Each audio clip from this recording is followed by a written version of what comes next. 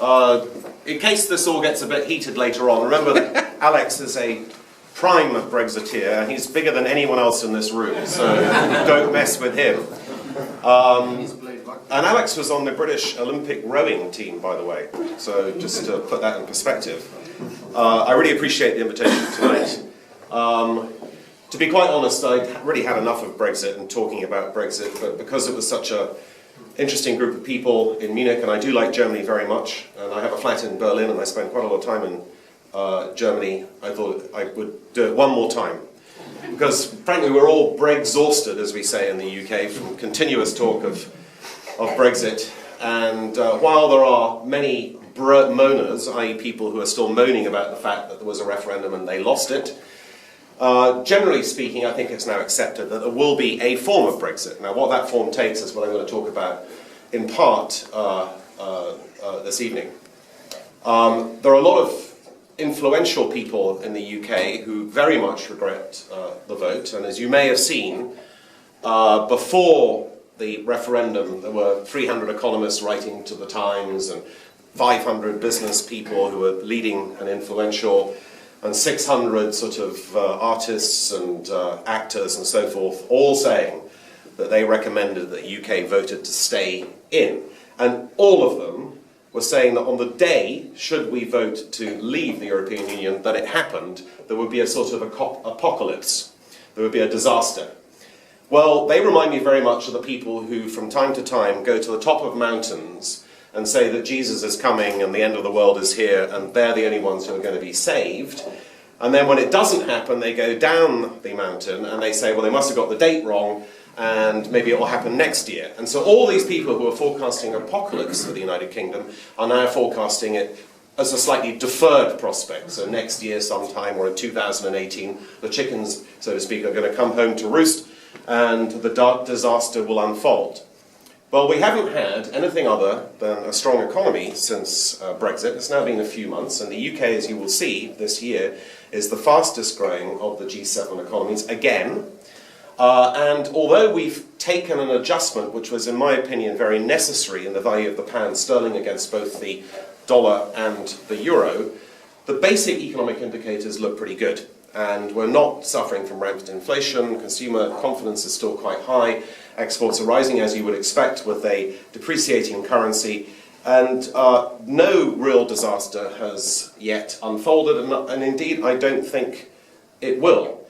When this question came up, I was in two minds as to whether I would be on the yes or the no camp, because this is a nuanced argument. My concerns on Brexit do not relate to immigration, which I think is a good thing, and they do not relate to sovereignty, which in the modern world really doesn't mean a lot. Now, I think Alex takes a different view on that. He's very much a guy who'd like to wear the flag, but I'm not really into either of those two issues. My concern for Brexit was economic, and I believe that there are some very serious clouds unfolding in the European Union that we have to take note of, and I'm going to talk about those in my presentation tonight. Now, you might ask, what qualifications do I have to make these pronouncements when 200 economists and 500 artists and 600 worthies take an opposite view? Well, I did write a book in 2006, and it was published, and it's a matter of record, and I said that there would be a US housing crisis which would cause an investment banking crisis leading to an economic crisis that would radiate around the world. So it's in print that I made that forecast. And I am an economist by background, and I trade macro positions in part, for a living.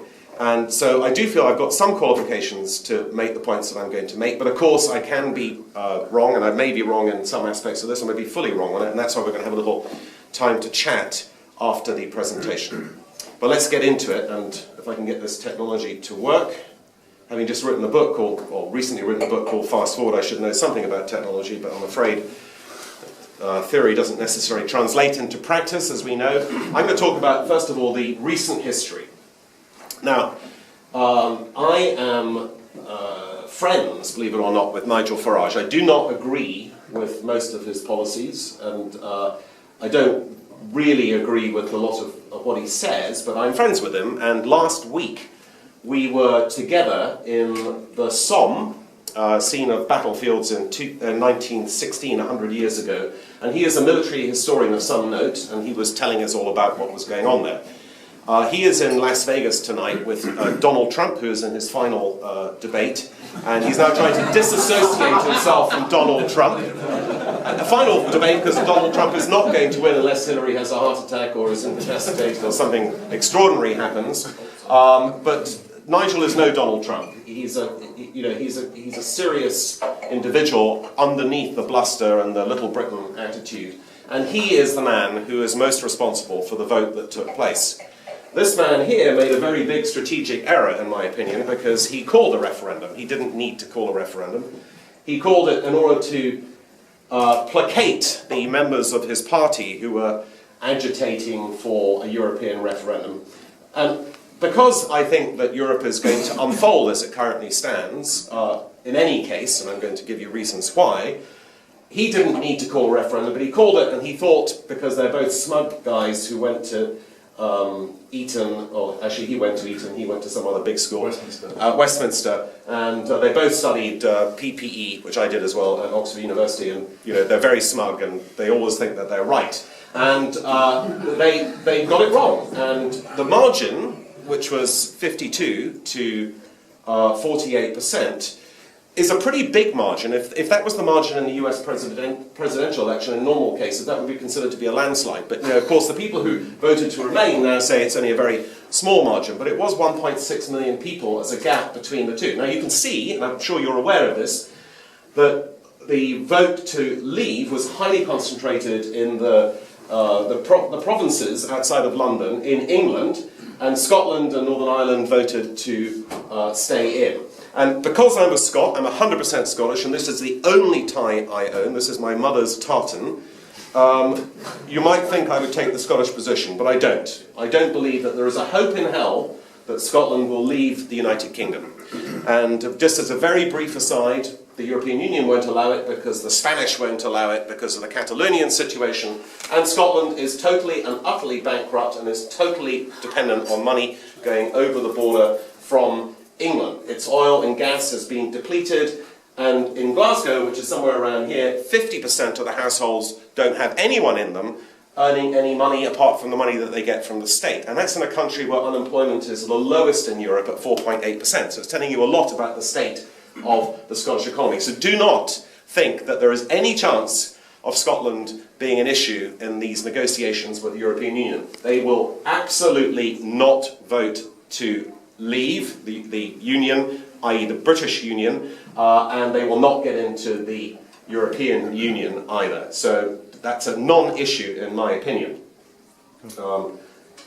Right, so on the day, there was a bit of a fallout. The pound fell by 10%. The pound was significantly overvalued prior to the vote.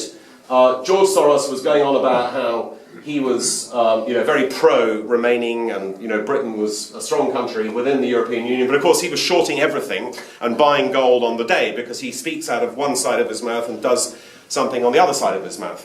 And basically, the stocks and share indices were down a bit, but they have subsequently, as you know, recovered and gone to new highs.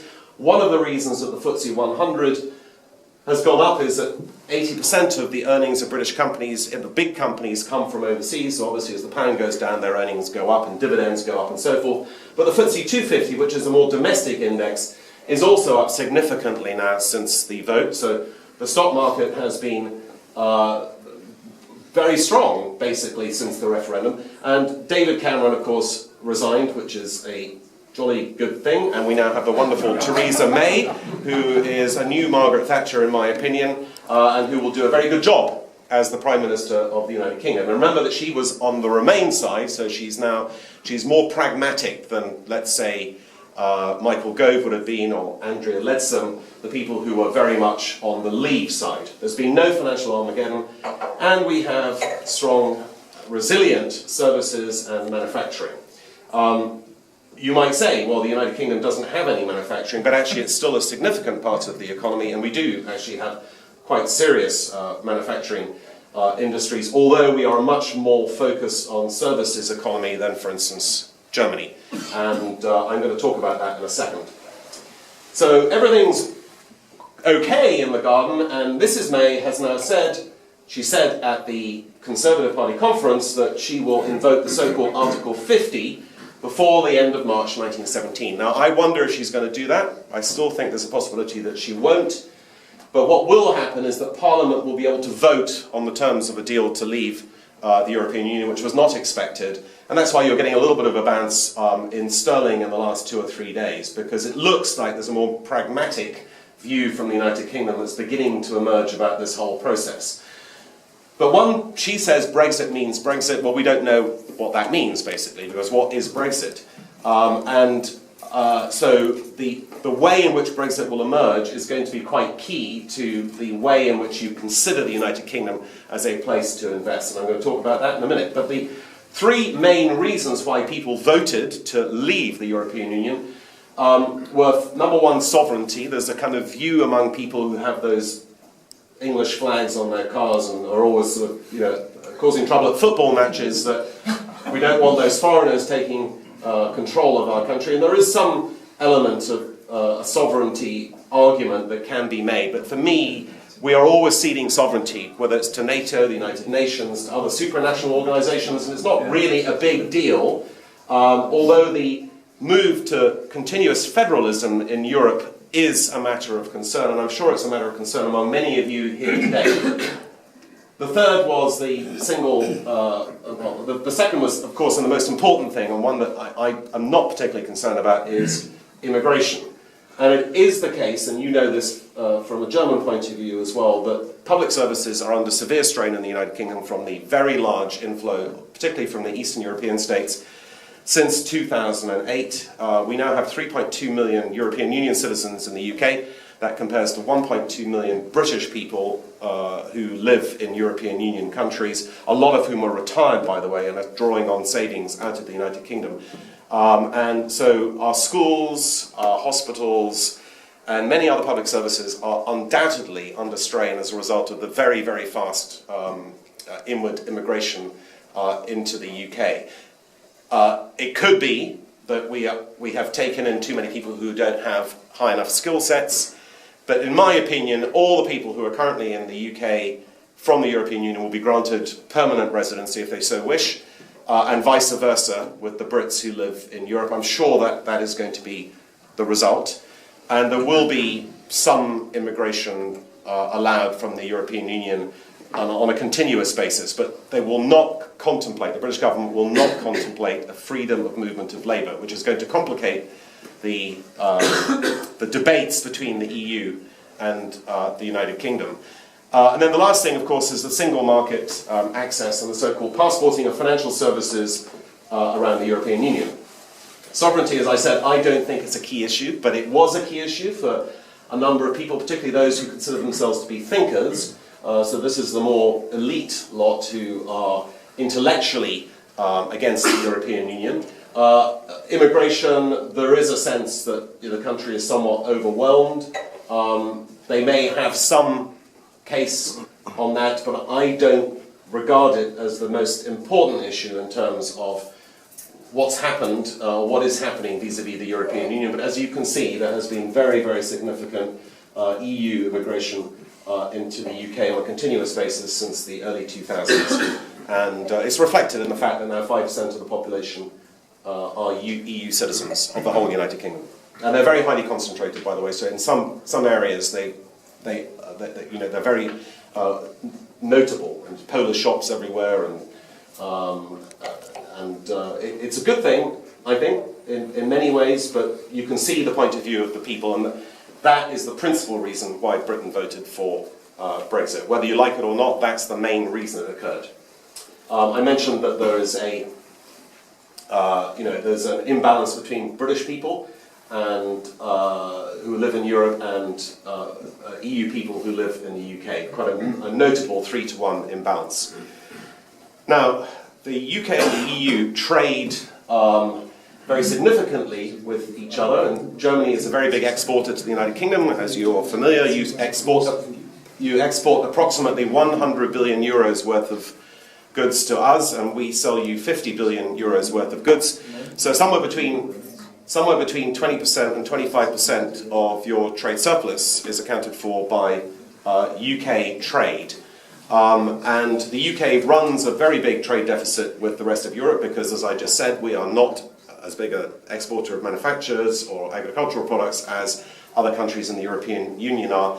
And a lot of our trade is financial services and services of other kinds, like legal services, accounting, consulting, and so forth, in which we are a very big net exporter. So, but UK-EU trade is absolutely diminishing in importance relative to UK other country trade, and it's now significantly less important than it was, let's say, just 20 years ago.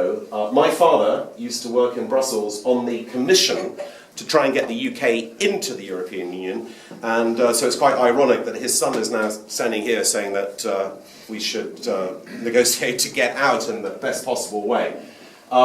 You can see the trade deficit is very, very large, and this is one of the reasons why the pound sterling needed to adjust, it needed to come down to rectify its overvaluation relative to the euro and to improve the trade position of the UK.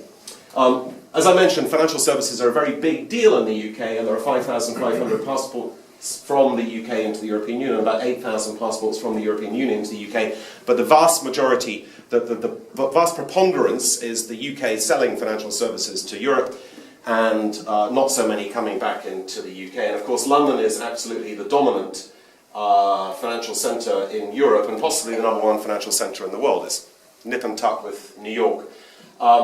The UK is a very large foreign investor, and it is the largest foreign investor of any country in the world in other people's countries. It has about £7.5 trillion worth of foreign assets. Indeed, it is the largest foreign investor in Germany. I don't know if you knew that, but that is the case.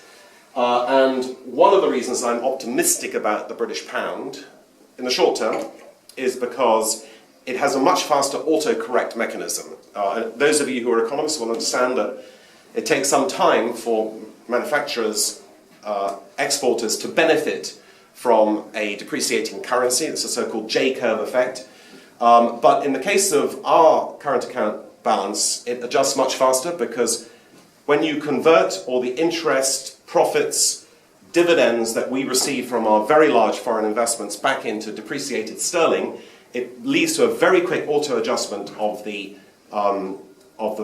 trade or the current account balance. And I think that we'll find that at the moment, when the UK has the current account deficit of about 5.5% of GDP, which is very high, and Germany has a current account surplus of 9% of GDP, that there is going to be a fairly quick adjustment in the UK figure. Now, I don't know what's going to happen on the city, but bear in mind that if the UK loses some people to Frankfurt, to Paris, to Dublin, and even to Luxembourg, it won't lose the key core competencies because they're not possible to replicate.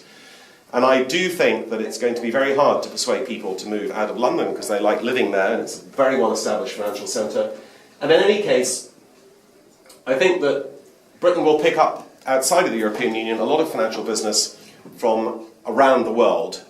And although the European Union might want to try and force all euro-related activities back into the Eurozone, I think it's going to be very, very hard to do. And as has been said in the Financial Times today, the principal beneficiary of any problems that the British have in their financial services industry, which is about 10% of GDP, by the way, most of which is domestic, but some of which is exports, will be New York. It won't be Paris, Frankfurt, or anywhere else in Europe. Because, as I said, the core competencies just do not exist, and indeed, there isn't enough office space in Frankfurt, Paris, Luxembourg, or Dublin. It is just so much bigger in the UK in financial services that it's going to be very hard. And indeed, you're seeing almost no one, they're talking about it, but no one's actually moving to Europe, and people are still opening offices and banks in London as we speak. So I wouldn't worry too much about this, but this will definitely, and if Anthony will one day remember that border is spelled B-O-R-D-E-R, so that will be a good thing. It's the most important thing, the border, right? So, But we do have a very substantial relationship with the European Union, and the supply chains between our countries has become very intricate. So of the cars that are made in the UK, mostly by German companies, as you're well aware, we import £12 billion worth of the £15 billion of components that go into those cars. The overall value of the cars that's actually made in the UK is about 40%, and 60% comes from within the European Union and elsewhere. So there's a very, very intricate supply chain, but the bottom line is that the balance of trade is very much in favour of the European Union. Now, 1 million jobs in Germany depend on exports to the United Kingdom, and in contrast to exports to other countries in the Eurozone, which will never be paid for, the Bundesbank has opened a wonderfully large overdraft account for the southern European economies to buy German products, and they will never get paid back, absolutely never, or they'll get paid back in devalued lira, or devalued French francs, or devalued pesetas. The UK is solvent, and so when you export to us, we pay you back, because we have a floating currency. So I'm going to talk about this in a second, but basically one of the big imbalances in Europe, the so-called Target 2 imbalance, is one of the main reasons why economically I think that the Eurozone is untenable and why it was better for Britain to vote to leave. And even if we don't leave, because the European Union somehow reforms before we have to leave, we will have been responsible in some ways for accelerating that much needed reform, and I'm going to talk about what that is. But we have a very intricate supply chain now, but bear in mind that most of the jobs that relate to exports are based in Europe, and the UK is not nearly so dependent on jobs that are based on exports to Europe. So it's if there's a trade war between the United Kingdom and the European Union, which I very much hope there will not be, and I believe there won't be, it will be Europe that suffers much more than the UK. That's an absolute fact. Much, much more. So the reason that I felt that we should leave the European Union came down to basically the problems of the Eurozone. The project itself, the European Union, is a great project. There's many historical, idealistic and trade reasons why the European Union exists and why it should be applauded. But the main and worst decision that was ever made by the European Union was to introduce a common currency, which is now in 18 of your countries. That common currency is a disastrous economic experiment. It's probably the worst economic experiment in the history of recorded economics. And if anyone here feels that the euro is going to remain as a currency, I'd be happy to debate them on it, because I think it's got very limited time life left. And the problems are mounting every day. The cracks are there. And when I wrote in 2006 about the coming economic collapse, there was 2 years until that happened. I would say that the euro has got between 1 and 5 years left of life, and it's gone as it currently stands. And the reason that I wanted us to be at, and it is a selfish point, Arno, I don't know where you are, but you're right, here you are, is because when the boat sinks, you want to be on the lifeboat, you don't want to be on the main ship, singing the national anthem, or Ode to Joy in the case of the European Union, and being dragged down in the wake. And the collapse of the euro, which is in my opinion a certainty, is going to have unbelievable economic consequences. One effect will be that all banks will be nationalised. They have to be recapitalised, changed. There's going to be a tremendous breakup of debt. Who owns what in the way of debt? Who goes into a new, stronger currency union, or does every country have its own individual currency? All these questions are unanswerable at the moment. But anyone who thinks that the euro is going to remain as a currency in its current form, I think is absolutely deluded.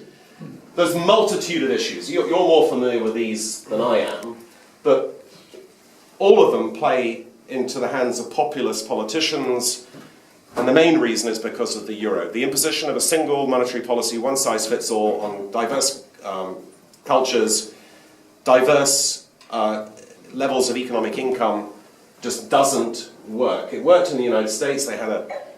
Took them a long time to get there, and they also had a very big civil war in between.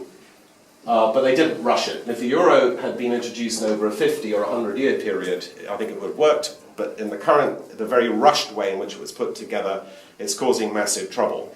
Everyone is familiar with the fact that 50% of Spanish youth, and by youth I mean up to age 34, doesn't have a job. 40% in Spain, 50% in Greece, 50% in Portugal, very high youth unemployment in France.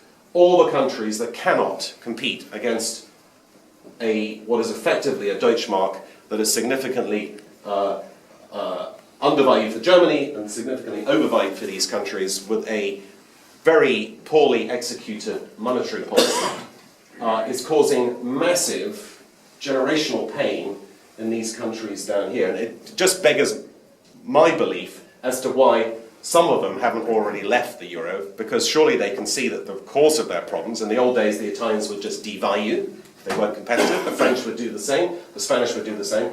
Surely they can see that the reason that Italy has not grown by any percentage in its GDP since 1998 is the result of the euro, that France's industrial production is lower than it was in 1994, when Germany's is 50% higher than it was in 1994, and Spain has tremendous economic problems, and I lived half of my life in Spain, and I'm very, very fond of the country, and it's very sad to see young people having to go to London, principally to London, to work as coffee makers when they have serious degrees from serious universities, and that their whole future has been blighted by this one single factor, which is the imposition of a one-size-fits-all monetary policy and the common currency.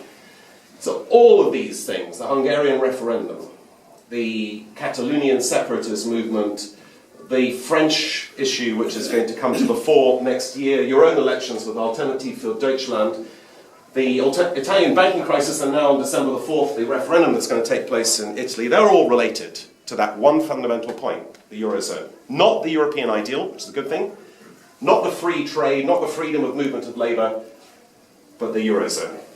And that is what we've got to watch out for in terms of our investment strategy. Now, we know that enthusiasm for the European Union is in sharp decline. I don't know if any of these countries will vote to leave the European Union. I mean, I don't think that countries like Hungary, even though they have this ridiculous quasi-fascist guy who's in charge, will vote to leave the European Union because they love the money that's coming in. They love the transfers, but they just don't like all the other things that go with it. And you in Germany have been incredibly generous, and of course that generosity, they still like it. Poles, the Hungarians may complain about this and that, but they still like the transfers of money, so they won't vote to leave. France will not, I don't think, vote to leave for some time, but Italy, there's a potential that the Five-Star Movement will win the referendum on December the 4th, and of course if Italy then has a referendum on membership of the euro as opposed to membership of the eurozone, sorry, membership of the euro currency as opposed to membership of the European Union, it's quite likely that the population will vote to leave the euro. And then in those circumstances, if Italy goes, the whole thing is fractured. I mean, that's it, all right? So then do you get a hard northern currency and then a soft southern currency, or as I said earlier, do you have a whole load of disparate national currencies, which was the case before the euro was introduced. So in some ways, what the UK situation has done is just to reflect the broader malaise of populist politics. But the UK, in a way, is a bit of a sideshow, because Europe's own problems, dealt with by Juncker and others as a sort of prison from which there is no escape, you can bet your bottom dollar that the Italians, the Greeks, and possibly the French will want to leave that prison. And what they'll leave behind is a huge pile of debt, mostly held by Germany because of this imbalance that I talked before, the Target 2 imbalance. Then all the German banks are bankrupt, not just Deutsche Bank, which may or may not be bankrupt. And we have a much worse situation than what we had in 2006. So if I was in any position of advising or responsibility in Europe, I'd be working out how to deal with this Eurozone issue primarily, and to understand that all the unfavourable attitudes towards Europe or the populist movements are to do with the Eurozone. They're not to do with just a general sort of Trumpism that's overtaking the world. It's to do with what the Eurozone has created in terms of the carnage in its wake. You know that unemployment is very high across the southern European countries. You know that debt to GDP is now completely unsustainable in most of the southern European countries. They've passed that point at which they can ever repay their debts. And even with ridiculously low interest rates, and even with the ECB buying up as many bonds as it can, there is no traction in the Eurozone economies. The rate of growth is de minimis. And I can't see it getting any better. The ECB has used up all the ammunition, more or less, in its toolbox. And because of the so-called capital key, where the buying of bonds is related to the size of the individual economies, and therefore the ECB has to buy more German bonds. And of course, since you don't have a fiscal deficit, there are really no bonds for them to buy. And they can't buy bonds that yield less than the ECB base rate, which is minus 0.4%. There just aren't enough bonds for these people to buy, and it's very hard to see how the ECB can do anything to spur growth in the EU. And of course, you in Germany do not want to have more of the Italian and Spanish and Portuguese bonds bought than is in the current capital key, because you think that's a form of monetary financing, which it is.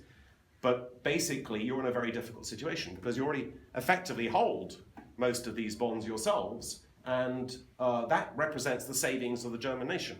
The surplus savings of the German nation have been recycled into financing southern European countries, and those savings are basically lost. That's my opinion.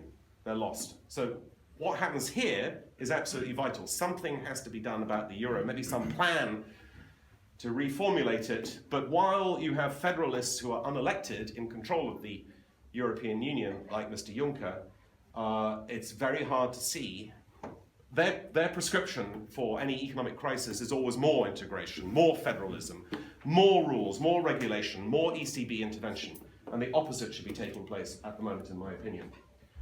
So in terms of manufacturing, you have here Germany, the best manufacturer in the world, continuing to be very strong with about 20% of its GDP in manufacturing, and all the rest of them, all the other countries, have declined in terms of their manufacturing output because no one can compete against Germany with what is an undervalued currency for your country. And your government doesn't want to introduce fiscal stimulus, doesn't want to redo the infrastructure.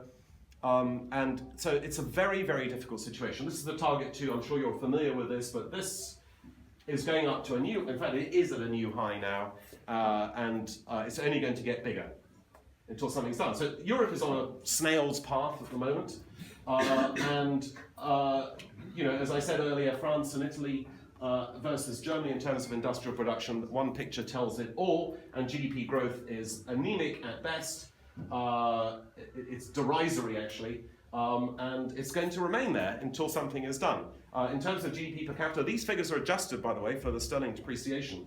But it's quite remarkable that the UK has the highest GDP on a PPP basis per capita, which tells you all you need to know about a flexible exchange rate. It's not like the UK is a great economy, it's just that we have a flexible exchange rate and we can adjust to economic circumstances. And we don't have, I don't think much of our central bank governor, Mark Carney, but he's a lot better than Mr. Draghi. And you just have to look. Italy has, and Greece have just collapsed in terms of their average per capita GDP. That's a tragedy for these economies. I mean, developed economies falling by 50% in terms of GDP, that's unheard of in history, as far as I'm aware. So Brexit opportunities, right, let's be optimistic. What can we do, if you're interested in investing in the UK or elsewhere, to make money out of this situation? Because first of all, Brexit is going to happen. There is some money that will come back to the UK. It's trivial in size. I mean, the argument by the Leavers that we could spend £10 billion a year on blah, blah, blah is a specious argument.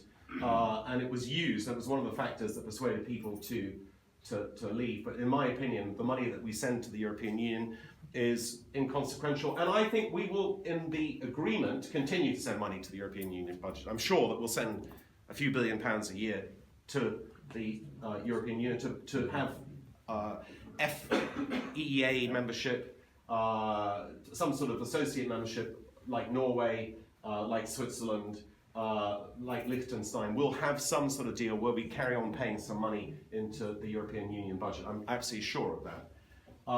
I mentioned foreign direct investments, the autocorrect mechanism for the UK, which is why the pound, in my opinion, is undervalued against the euro in particular at the moment. And if you're thinking about buying UK assets, now's a good time to switch your euros into British pounds.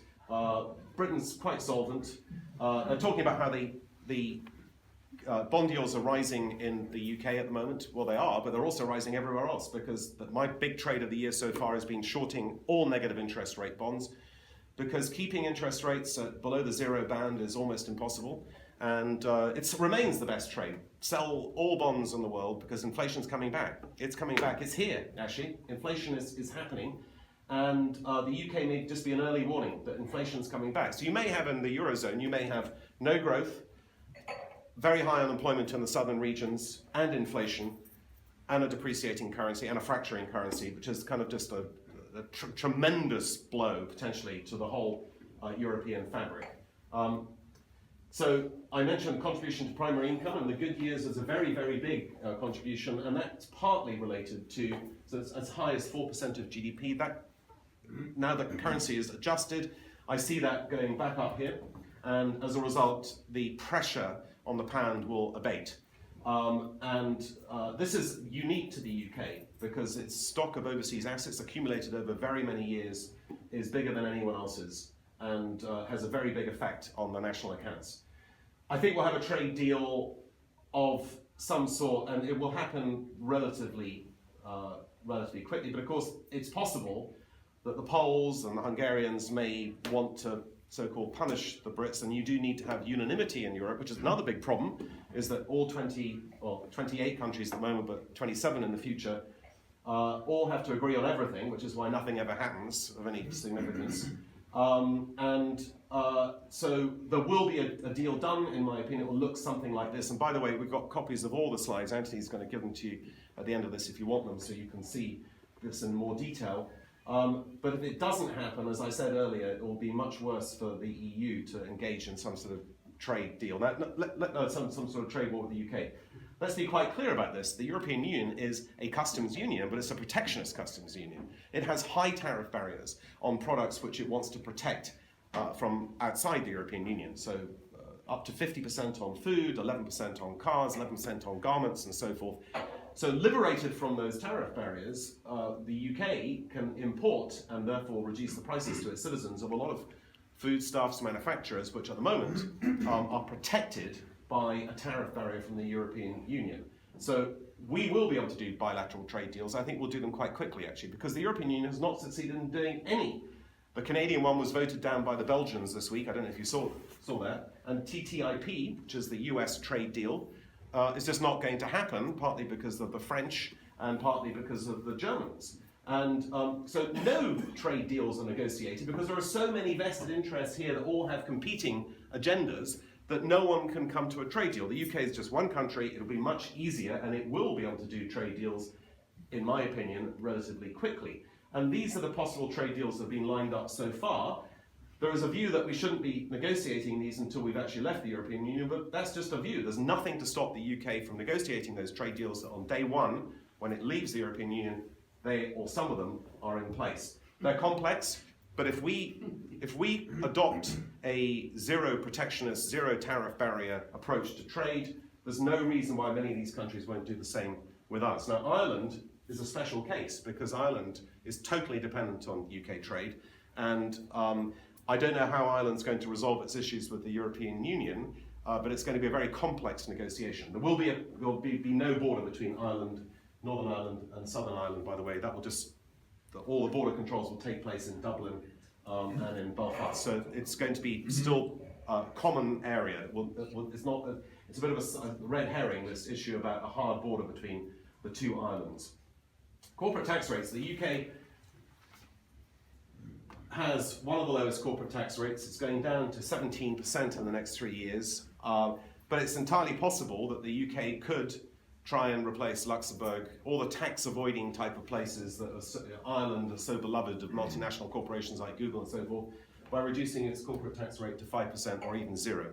I mean, that's a possibility. I would say it's quite a strong possibility. That will be part of the negotiations.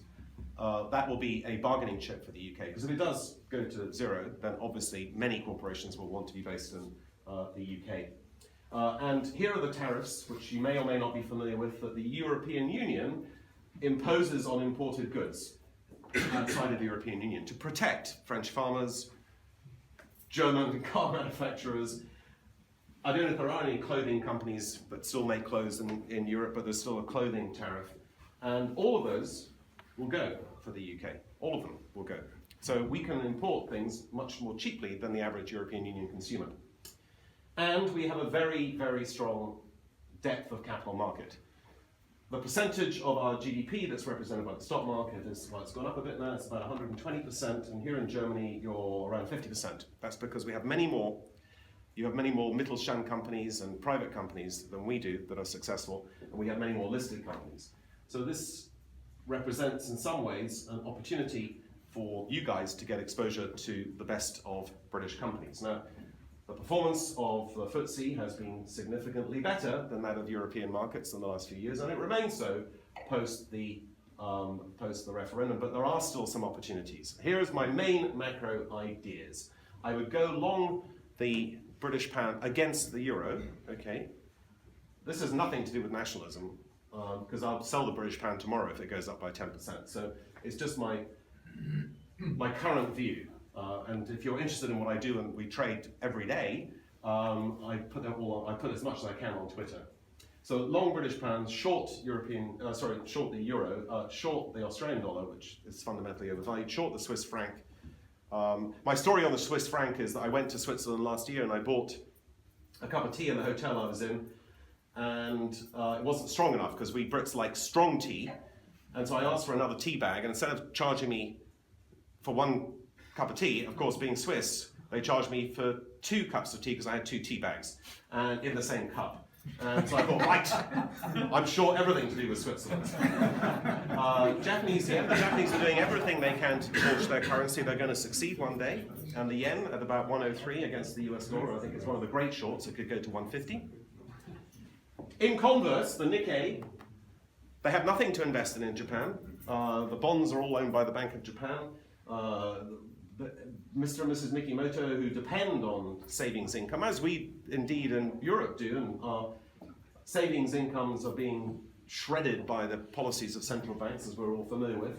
I would go long the Nikkei, it's the cheapest and probably best placed market in the world, short negative yielding bonds, and I go long silver, and of course the best macro investment, which is really obvious to all of us, I imagine. I'm just showing you that the British pound is undervalued against most currencies. The best macro idea is gold. All right, so gold at the moment is about, if I said $12.60, $12.70 an ounce, I'm sure it's going to go to $5,000 an ounce in the next few years because inflation's coming back. And they don't make much more gold every year. And we are going to have an inflationary, we may have a little bit of deflation beforehand, but we're going to have an inflationary melt up. And I would be long gold and anything to do with gold as my best single macro idea. Now, if you want to buy some stocks in the UK, Royal Dutch Shell has a yield of nearly 7%, BP about 6%, Diageo is the world's biggest hard spirits producer. We specialise in vice in the UK. If there's any industry to do with bad stuff, Britain excels at it. Imperial Brands is the maker of, they call themselves brands, but basically they're peddling tobacco, and which I don't approve of, but you know. And then some smaller companies. Summit Therapeutics is a drug company which I like very much, which is developing a drug for Duchenne muscular dystrophy, a terrible disease, affects only boys. There's about 500,000 boys in the world are afflicted by that. They all die by the age of 25. Condor Gold is a gold producer in which we have a significant interest, which has got a mine in Nicaragua, which is close to going into production, and it looks very good to me. Salvarex is a company we started last year, which is involved in cancer immunotherapy. The UK, in terms of biotech research, is the leader in Europe by far. And it comes out of the universities of Oxford, Cambridge, Imperial College in London. And I think the biotech stuff will still be very good in the UK. Persimmon is a house builder, very big company, 6% dividend yield. And then this is another one, which is quite interesting. This is going to be the Amazon of the music world for selling guitars and drums and like rock musician stuff. Big business, by the way.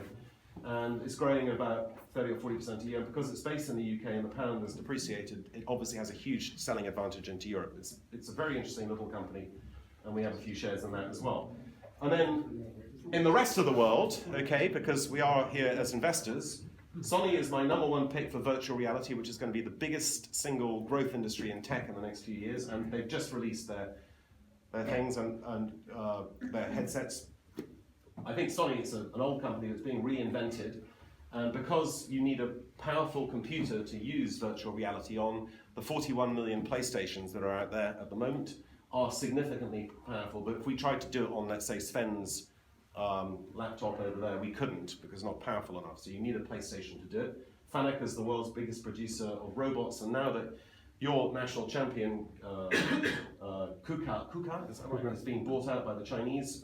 That's the #1 robotics company available to investors. Gilead is the company that conquered the HIV space and most recently the hepatitis C space, and it has a good platform in oncology, and I think it's very, very cheap. It's full of cash, and it's selling about 7 times earnings. Galapagos is a Belgian company that's got a drug in conjunction with Gilead, which is for rheumatoid arthritis, and it looks very, very promising, and also for Crohn's disease. Arrowhead is a US company that we have a big interest in, and we backed it early on, and that's one of the leaders in so-called short interfering RNA, which is a very interesting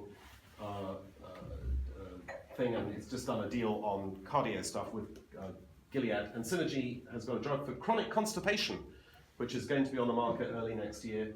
And then lastly, I mentioned this to someone earlier on, this company, which is under my control, it's listed in Hong Kong, has a drug for premature, am I allowed to say these things?